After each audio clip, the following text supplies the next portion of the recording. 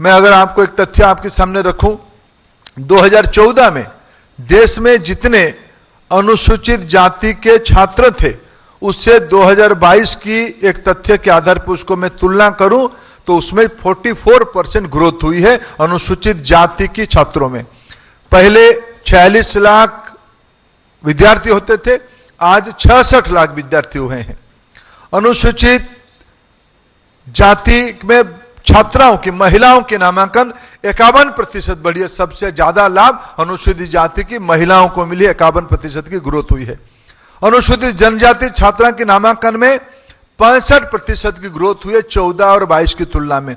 पहले 16.41 लाख विद्यार्थी होते थे, आज ये बढ़ के 27.1 लाख विद्यार्थी हुए हैं।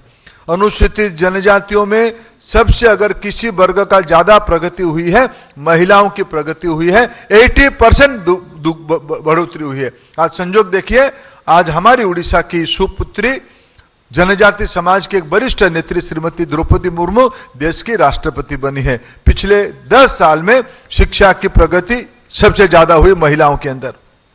हमारी एक मांग, बहुत मेरे वरिष्ठ सांसद साथी यहाँ हैं, जब अध्यक्ष जी आपकी संरक्षण में हम संसद में अपने कामकाज का उत्तरदायित्व रखते हैं, एक प्रश्न सदैव आती है कि भाई SC ST व्यक्तियों के लिए नौकरी में जो संवैधानिक व्यवस्था है, जिसके बारे में आप आपके राज्यों में और केंद्रीय स्तर पे आप विशेष दायित्ववान होते हो, चिंतित होते हो। मित्रों, मैं एक तथ्य आपके सामने रखना चाहता हूं। ये तो हमने संविधान में बाबा साहेब की कल्पना के कारण हमने आरक्षण की व्यवस्था की, हमने उसको संवैधानिक दायित्व मानते हैं, उसको हम पूरा करते हैं। लेकिन मित्रों, मैं एक तथ्य आपके सामने रखूं, 2018-19 तक व्यवस्था तो थी, लेकिन उच्च शिक्षण संस्थान में जो professor, associate professor, assistant professor की नियुक्तियां होती थी, इनके लिए पद रिक्त रखा जाता था। एक बार इंटरव्यू में अगर वो पद नहीं भरता है तब उसको नॉट फाउंड सुइटेबल कैटेगरी में परिवर्तित करके उसको जनरल कैटेगरी में बदल दिया जाता था। केवल कागज में अनुसूचित जाति जनजाति के अधिकार कोई दिखाया जाता था। मैं धन्यवाद दूंगा अध्यक्ष जी, माननीय प्रधानमंत्री नरेंद्र मोदी जी को, उन्होंने देश में आपके माध्यम से कानून लाया।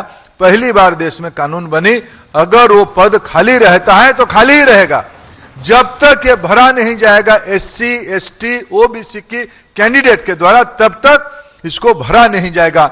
नॉट फाउंड सुइटेबल को प्रधानमंत्री नरेंद्र मोदी जी ने इतिहास की पन्नों में पहुंचा दिया है। आज तो SC ST और OBC कैटेगरी की नौकरियों में जिनके अधिकार है उनके लिए उसको सुरक्षित किया जाता है, क्योंकि हमको 2047 तक देश को विकसित बनाना है। अध्यक्ष जी आपकी उपस्थिति में और राज्यसभा उपसभापति की उपस्थिति में मैं आपको सुखद सूचना एक देना चाहूंगा। हमारी राज्य उड़ीसा देश की पहला राज्य है जो भाषा के आधार पर 1936 में एक नया प्रशासनिक रूप लिया था। संजोग देखिए, देश और 22 साल के बाद आजादी का शताब्दी बनाएंगे और हम भाषा भित्तिक राज्य के रूप में और 11 साल के बाद अपना शताब्दी बनाएंगे। यह उड़िया लोगों के लिए और देशवासियों के लिए अमृत काल है। इसी लक्ष्य को पूरा करने के लिए एक ही शर्त है, समाज के वंचित वर्ग अगर ऊपर आएंगे तब जाके समाज विकसित हो पाएगा, उड़ीसा विकसित हो पाएगा, हमारे देश विकसित हो पाएगा। हमारा देश, अभी प्रधानमंत्री जी ने आह्वान किया लाल किले की प्राचीर से, हम 100 साल पहले स्वराज्य के लिए लड़े थे, अभी हमारी दायित्व बनता है समृद्धि के लिए लड़ाई करना। अभी लड़ाई तो नहीं करना, दायित्व लेना है। सबका साथ सबका विकास, यही हमारी मंत्र है।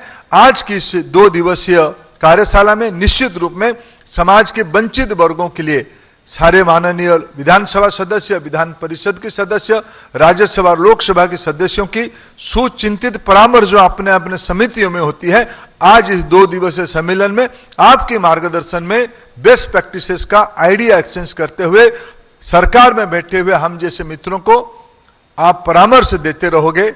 आपके परामर्श से ही नीति बनेगी, नीति से कल्याण ही होगा। मैं फिर आपको एक बार आभार प्रकट करता हूं उड़ीसा में इस सम्मेलन को आयोजन करने का अनुमति देने के कारण। उड़ीसा की विधानसभा के अध्यक्ष को भी धन्यवाद देता हूं, आप उसकी मेजबानी करने के लिए। आप सभी को इस पवित्र भूमि में फिर एक बार स्वागत करते हुए बहुत बहुत धन्यवाद। जदि आपंक आम भिडी भल लगा तेब आम चैनल को लाइक शेयर और सब्सक्राइब करने को जमा भी भूलु नहीं।